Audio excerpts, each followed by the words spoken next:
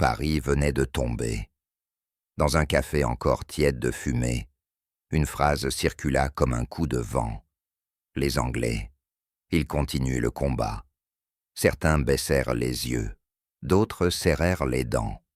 Personne ne parla, mais tout le monde comprit que cette nouvelle allait réveiller quelque chose que la défaite n'avait pas tout à fait tué.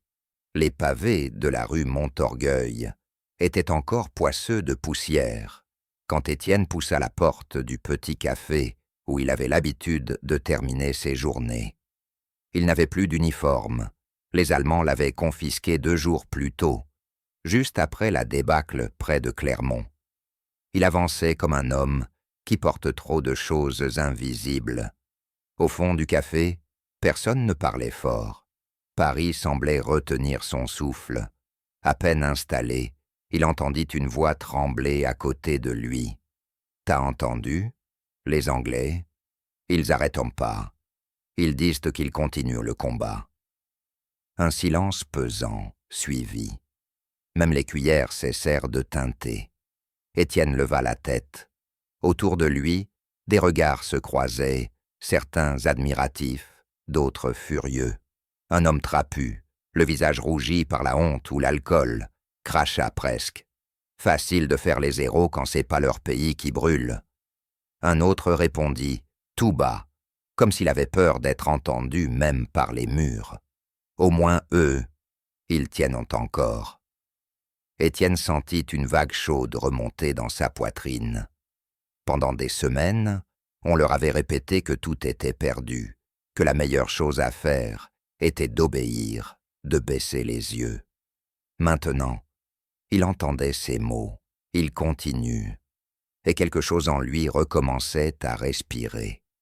Il pensa à ses camarades dispersés, à ceux qui n'avaient pas pu reculer assez vite. Il revit les visages épuisés, les mains levées, les colonnes de prisonniers. La France, écrasée en 6 semaines, semblait avoir perdu non seulement une bataille, mais sa voix. Alors, quand la rumeur se répandit que Churchill avait juré de se battre jusqu'au bout, Étienne sentit d'abord un pincement étrange, de la jalousie. Pourquoi eux avaient-ils encore la force? Pourquoi pas nous? Ils sont fous, ces Anglais, marmonna le patron du café. Une femme répliqua aussitôt. Ou courageux. Les discussions montèrent, comme si cette simple nouvelle avait rallumé quelque chose d'enfoui. Certains pestaient, prédisant une défaite rapide et humiliante pour Londres. D'autres, plus rares, parlaient avec un éclat d'espoir presque interdit. Mais tous, absolument tous, parlaient des Anglais. Parce que, pour la première fois depuis des semaines, quelqu'un avait choisi de ne pas courber l'échine. Étienne, lui, se sentait comme un intrus. Le cœur serré, il se leva et paya sa consommation. Avant de partir, il glissa seulement. Si eux continuent, peut-être que nous aussi, un jour. Personne ne répondit. Mais il vit 2 hommes baisser les yeux, gênés, presque honteux. Dehors, Paris semblait encore plus sombre. Pourtant, en marchant, Étienne avait l'impression étrange que quelque chose, quelque part, venait de se remettre en mouvement. Le lendemain, Paris semblait figé dans une sorte de stupeur épaisse. Les affiches allemandes collaient déjà au mur, sèches, rigides, comme si la ville entière avait été forcée de changer de peau pendant la nuit. Étienne traversait la place de la République en silence, évitant les soldats allemands qui patrouillaient avec une assurance presque insultante. Il devait retrouver Lucien, un ancien camarade de son régiment. On disait qu'il traînait près des quais, à aider les réfugiés ou simplement à noyer ses peurs dans un vin qui avait perdu tout goût. Étienne le trouva assis sur une barrière, les yeux rouges, le visage tiré comme celui d'un homme qui a vieilli de 10 ans en quelques semaines. « T'es vivant », dit Lucien, surpris, avant d'esquisser un sourire amer. On dirait un miracle dans tout ce bordel. Étienne haussa les épaules.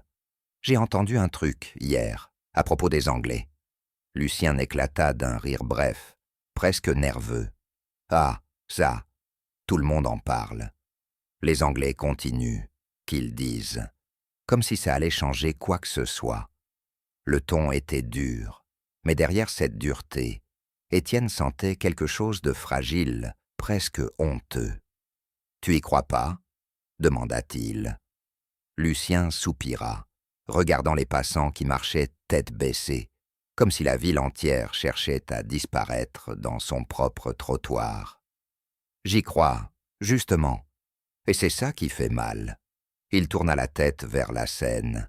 « On s'est fait balayer en 6 semaines, Étienne, 6 semaines, les gars qu'on a laissés derrière. Ils avaient même pas eu le temps de comprendre qu'on perdait déjà. » Un silence pesant s'installa.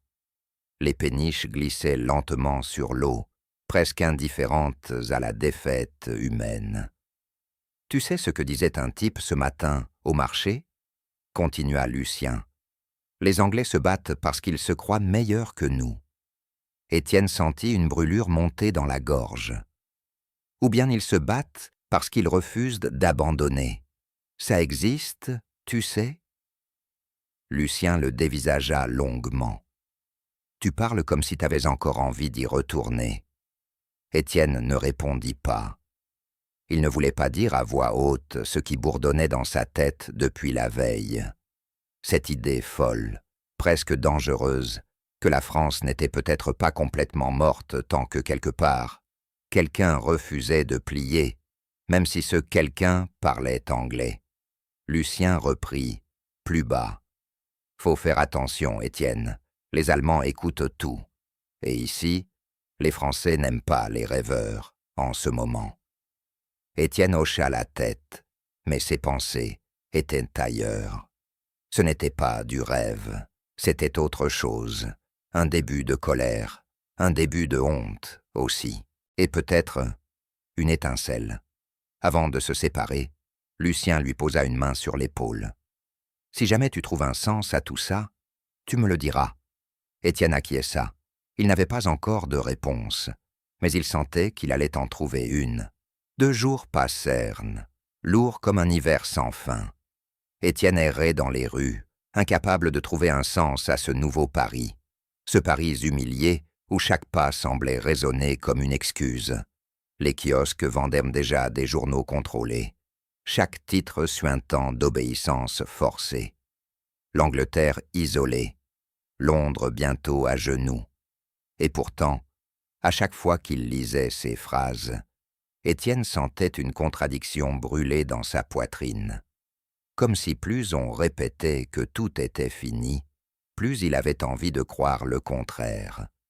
Ce matin-là, il décida de marcher jusqu'à Belleville. Là-bas vivaient encore quelques familles de son ancien quartier, des gens simples, mais qui parlaient sans filtre. En approchant, il entendit des voix animées sortir d'un atelier de cordonnerie. Intrigué, Étienne entra discrètement. 3 hommes y discutaient autour d'une vieille radio qu'ils avaient bricolée, probablement interdite, mais trop précieuse pour l'abandonner. La voix grésillait, étranglée par les parasites, mais suffisamment claire pour laisser deviner un accent anglais. « C'est Churchill, écoute !» murmura l'un. Ils se turent. La voix disait que la bataille continuerait, que jamais la Grande-Bretagne ne capitulerait, qu'il valait mieux mourir debout que vivre sous la botte. Un frisson parcourut la pièce. Puis, soudain, le plus vieux des 3 cracha. « Des mots, toujours des mots, et nous, on a perdu. Qu'ils parlent, eux, c'est facile. » Un autre répliqua, les poings serrés. « Faut-il vraiment qu'on soit à terre pour détester ceux qui se battent encore ?» Le ton monta. Ils veulent qu'on se sente lâche. Ou peut-être qu'ils nous montrent ce qu'on aurait dû faire. Étienne observait sans intervenir. Le débat ce n'était pas politique, pas vraiment. C'était plus cru, plus intime. C'était la question que tout Paris se posait en silence depuis la reddition. Pourquoi eux ont-ils encore la force? Et nous, qu'est-ce qui nous a manqué? Le vieil homme reprit d'une voix plus douce, presque tremblante. « Moi, j'ai un fils prisonnier en Allemagne. Quand j'entends les Anglais dire qu'ils vont continuer, je ne sais même plus si je dois être reconnaissant ou en colère. » Les mots tombèrent comme une pierre dans un puits. Étienne sentit sa gorge se serrer. Il pensa à ses camarades capturés, à ceux dont il ignorait le sort, à ses parents, qui n'avaient sûrement plus de nouvelles. Un des hommes se tourna vers lui. « T'étais soldat, toi, non ?» Étienne acquiesça. « Alors dis-nous, t'en penses quoi? Les Anglais font ça pour eux, ou pour nous ?» Il resta un instant silencieux. Le regard de tous pesait sur lui. Enfin, il parla. « Je crois qu'ils se battent parce qu'ils n'ont pas accepté d'avoir perdu. C'est peut-être ça la seule différence. » Personne n'osa répondre. L'atelier semblait soudain minuscule, comme si l'air lui-même avait rétréci autour d'eux. Puis l'un des hommes murmura « Si seulement on pouvait faire pareil !» Étienne sentit que ces mots, pourtant discrets, venaient d'ouvrir quelque chose dans la pièce, une fissure dans la résignation, un frémissement. Quand il sortit dans la rue, le soleil tapait fort, mais Paris restait sombre. Pourtant, il marcha avec un pas plus décidé, car maintenant il savait une chose, la honte n'était pas une fatalité. Elle pouvait devenir un moteur, une première flamme. Le soir tombait, quand Étienne rentra chez lui, dans un immeuble gris qui sentait le linge humide et la peur. Dans l'escalier, il croisa Madame Lenoir, une voisine âgée qui lui lança un regard inquiet, avant de refermer sa porte un peu trop vite. Depuis l'occupation, tout le monde se comportait ainsi, comme si échanger 3 mots pouvait attirer des ennuis. À peine entré, Étienne trouva sa petite sœur, Jeanne, assise près de la fenêtre, les genoux serrés sous le menton. Elle avait 16 ans et, d'ordinaire, la vivacité d'un feu d'artifice. Mais aujourd'hui son visage était terne, presque éteint. « T'es rentré tard, » dit-elle sans tourner la tête. « Je suis allée voir Lucien, puis d'autres gens. Pourquoi faire? On ne peut plus rien faire. » Étienne sentit quelque chose se contracter dans sa poitrine. « On peut toujours faire quelque chose, » répondit-il doucement. Jeanne haussa les épaules, l'air de celle qui ne croit plus à rien. C'est ce qu'ils disent tous avant de disparaître. Un silence lourd s'installa. Dehors, au coin de la rue, un camion allemand passait lentement, son moteur grondant comme un rappel permanent. « Vous avez perdu, soumettez-vous. »« Tu sais ce que disent les Anglais ?» demanda Étienne. Jeanne détourna enfin les yeux de la fenêtre. « Tout le monde le sait, qu'ils vont continuer. » Mais elle dit cela d'une voix tellement lasse qu'Étienne sentit une colère nouvelle monter en lui. Pas contre elle, contre cette atmosphère de fatalité qui rongeait tout le monde, qui étouffait même les plus jeunes. Il s'assit en face d'elle. « Tu veux que je te dise ce que j'ai entendu ce matin ?» Il y avait 3 hommes. Ils pleuraient presque en écoutant Churchill. Ils avaient honte, mais aussi un peu d'espoir. Elle le regarda, méfiante. Espoir de quoi? Que ce n'est pas terminé. Jeanne resta immobile quelques secondes, puis secoua la tête. C'est dangereux de penser comme ça. C'est dangereux de ne plus penser du tout, répondit-il. À cet instant, on frappa violemment à la porte du voisin, du dessus. Des voix allemandes, un cri étouffé, puis le bruit caractéristique, des bottes qu'on fait entrer sans permission. Jeanne pâlit. « C'est Monsieur Rabin, » murmura-t-elle.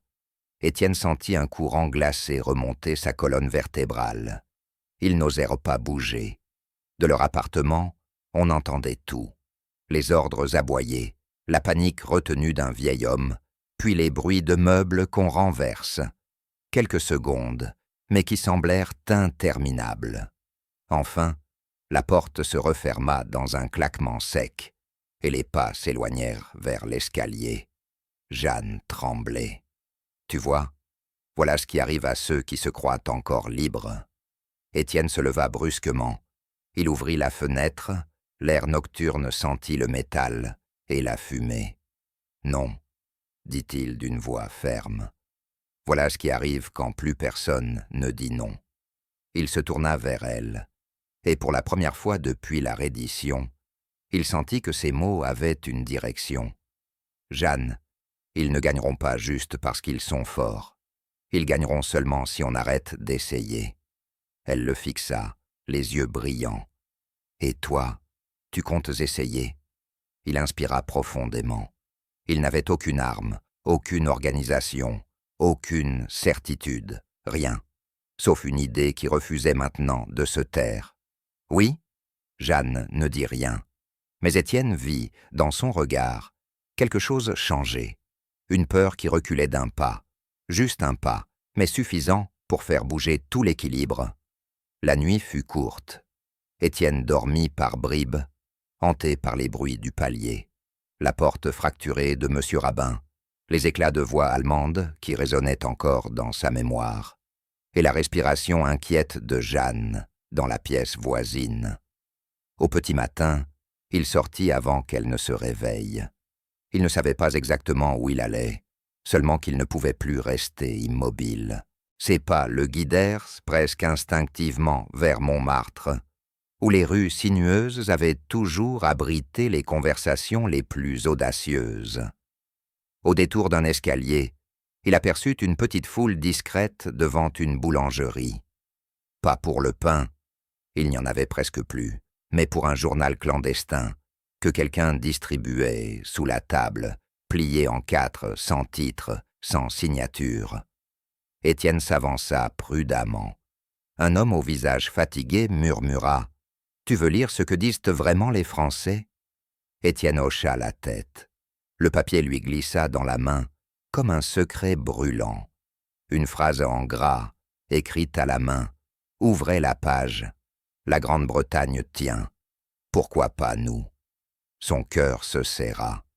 Le texte racontait comment, malgré les bombardements, malgré l'isolement, malgré la peur, les Anglais ne pliaient pas.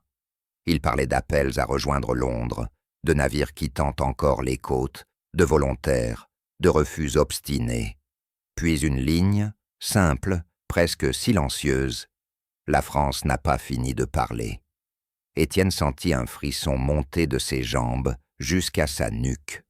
Il releva la tête et vit que plusieurs personnes le regardaient, comme si son expression venait de dire tout haut ce qu'il n'osait plus formuler. Un homme, la quarantaine, s'approcha. « T'es soldat, n'est-ce pas ?»« Je l'étais. »« Alors écoute bien. » Il le prit par le bras et l'entraîna dans une petite arrière-cour, oubliée, entre deux immeubles. Tu n'es pas le seul à croire que ce n'est pas fini. Hier, des gars ont réussi à rejoindre un contact. Ils cherchent des hommes. Pas des héros, non, juste des hommes qui refusent de laisser mourir le pays. Étienne resta figé. Et ils font quoi? L'homme le dévisagea, puis répondit avec une honnêteté brutale. Pas grand-chose, pour l'instant. Écouter, écrire, transmettre des messages, cacher ceux qu'on poursuit. Rien qui fasse sauter un pont, mais sans ça, rien ne bougera. Étienne sentit un poids nouveau. Pas une crainte, mais une responsabilité. Et si je veux les aider? L'homme hésita, comme si ces mots représentaient un risque supplémentaire. Tu es sûr? Parce qu'une fois que tu commences, tu peux plus revenir en arrière. Étienne pensa à Jeanne, à Lucien, à M. Rabin, à tout Paris qui marchait la tête basse, étouffé par sa propre honte, et surtout à cette phrase anglaise qui avait traversé la Manche et réveillé quelque chose entre les ruines. Nous ne capitulerons jamais. Oui, je suis sûr. L'homme lui glissa une petite adresse écrite sur un morceau de carton. Demain soir. Si tu viens, tu ne seras plus spectateur. Étienne referma sa main sur le carton. Il ne tremblait pas. Pour la première fois depuis la défaite, son pas était ferme. Le lendemain soir, Paris semblait tenir son souffle. Les rues étaient non plus silencieuses encore que d'habitude, comme si tout le monde sentait, sans se le dire, que quelque chose d'invisible se formait sous la surface. Étienne avança dans la nuit, serrant dans sa poche le petit morceau de carton avec l'adresse. Chaque pas était un défi lancé à cette voix intérieure qui répétait « Si tu continues, tu ne pourras plus faire marche arrière ». La destination était un ancien atelier abandonné, près de Barbès. Les vitres étaient noircies, la porte entr'ouverte. Étienne hésita une seconde, puis poussa doucement. À l'intérieur, la pénombre ne laissait deviner que des silhouettes, des visages tendus, des mains nerveuses. Pas de drapeau, pas d'armes, pas de grands discours. Simplement 7 ou 8 personnes réunies autour d'une petite table éclairée par une lampe à pétrole. Un homme mince, aux yeux vifs, s'avança. « Tu dois être Étienne, on t'attendait. » Étienne déglutit. Il ne savait pas s'il devait saluer, se présenter, s'excuser. « Je veux aider. » Une femme, la quarantaine, le regard franc, répondit avant que l'homme ne parle. « On n'a pas besoin de soldats. On a besoin de gens qui n'ont pas peur de penser par eux-mêmes. » Étienne hocha la tête. « Alors je suis là. » L'homme s'approcha davantage. « Ce que tu vas faire ne fera pas la une des journaux. Au contraire, personne ne devra jamais savoir que tu l'as fait. Mais c'est ça, la résistance, ce qu'on fait quand personne ne regarde. » Il posa une feuille devant lui. Des noms, des adresses, des lieux de rendez-vous. La liste était courte, mais elle vibrait d'une intensité qui fit accélérer le cœur d'Étienne. « Tu vas commencer par porter ça de Belleville à Montrouge, c'est rien, mais c'est tout. » Étienne sentit sa gorge se serrer. « Et si je me fais prendre ?» La femme répondit sèchement. « Alors tu fais comme les Anglais, tu continues, tant que tu peux. Et si tu peux plus, quelqu'un d'autre le fera à ta place. » Un silence suivit. Pas un silence lourd, mais un silence solide. Celui des décisions qui se prennent sans retour possible. Étienne inspira. D'accord. Une main se posa sur son épaule. C'était l'homme mince. Tu sais ce que disent même les Français dehors. Ils disent même que les Anglais sont fous. Nous, ici, on pense juste qu'ils ont eu le courage d'être les premiers. Ces mots frappèrent en Étienne en plein cœur. Et nous, qu'est-ce qu'on est ? Demanda-t-il, presque malgré lui. La femme sourit faiblement. Les suivants. L'atelier resta silencieux un moment, comme si ce mot venait d'allumer une bougie dans une cave noire. Étienne prit la feuille, la glissa sous sa chemise, puis salua les autres d'un signe de tête. En sortant, Paris ne semblait plus la même. Il y avait toujours les patrouilles, les affiches allemandes, les ombres qui se glissaient entre les murs. Mais maintenant, sous ces couches de peur, une autre présence palpitait. Une présence qui disait « ça recommence », lentement. Mais ça recommence. Étienne marcha dans la nuit, le cœur lourd mais stable. Il n'était plus seul dans son combat intérieur. Il avait trouvé d'autres Français qui, comme lui, refusaient que seuls les Anglais portent la flamme. Et, dans cette obscurité, il lui sembla que Paris, pour la première fois depuis longtemps, respirait un peu. Le trajet de Belleville à Montrouge n'avait jamais semblé aussi long. Étienne marchait d'un pas mesuré, la tête baissée, une main crispée sur la feuille, dissimulée sous sa chemise. Chaque carrefour était une épreuve, chaque uniforme allemand, un coup de marteau dans la poitrine. Mais il avançait, un pas après l'autre. Ce n'était qu'un message, une liste, quelques noms. Pourtant il sentait qu'il transportait bien plus. Une preuve que la France n'était pas entièrement soumise. Il traversa la place d'Enfer Rochereau, quand un soldat allemand l'interpella. Halte. Le sang d'Étienne se glaça. Le soldat s'approcha, lentement, comme un loup curieux. Vos papiers. Étienne fouilla dans sa poche, priant intérieurement pour que ses mains ne tremblent pas trop. Le soldat examina ses papiers un peu trop longtemps, un peu trop lentement, comme s'il cherchait quelque chose qui clochait. « Pourquoi vous êtes dehors si tard ?» Étienne força sa voix à ne pas vaciller. « Je rentre du travail. »« Quel travail ?» Il sentit la panique remonter. S'il hésitait maintenant, c'était fini. « Je livre des sacs de farine pour une boulangerie de Montrouge. Ils ferment tard, depuis l'occupation. » Le soldat le dévisagea, puis haussa les épaules et lui rendit ses papiers. « Allez, Schnell. » Étienne repartit, le cœur battant si fort qu'il craignait qu'on l'entende dans toute la place. Quand il arriva enfin à l'adresse indiquée, une petite maison discrète derrière une grille rouillée, il frappa 3 fois comme on le lui avait dit. La porte s'ouvrit à peine. Un homme à lunettes, au visage doux mais épuisé, le fit entrer sans un mot. Dans le salon, 2 autres personnes attendaient. Pas une réunion militaire, pas même un plan. Juste des gens ordinaires, autour d'une table, avec un carnet, une radio cachée dans un tiroir et des yeux pleins de détermination. Étienne tendit la feuille. L'homme aux lunettes la prit, la déplia, la lut, puis releva la tête. « Tu as marché avec ça sur toi, tout seul ?»« Oui. » Un silence respectueux suivit. Puis l'homme murmura. « Alors bienvenue parmi nous. » Une femme ajouta. « Tu viens d'apporter plus que du papier. Tu viens d'apporter la preuve qu'on n'est plus figé. » Étienne inspira. Pour la première fois, il sentit qu'il avait réellement accompli quelque chose.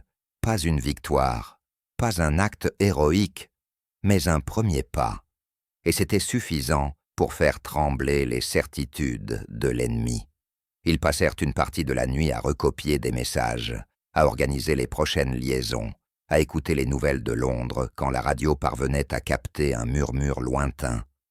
À un moment, une voix anglaise grésilla. La lutte continue. La France doit garder confiance. Les résistants se regardèrent. Étienne sentit sa gorge se serrer. Ce message, venu de l'autre côté de la mer, ne s'adressait pas seulement à eux. Il leur transperçait le cœur. Un instant, il imagina Paris entier l'entendre. Ses rues, ses habitants, ses pierres, tout tremblerait d'un même souffle. Au petit matin, quand il sortit de la maison, le ciel était d'un bleu pâle, mais nouveau. Il se sentit plus grand, plus solide. La ville dormait encore, mais quelque chose en lui, et dans ces maisons anonymes, avait changé.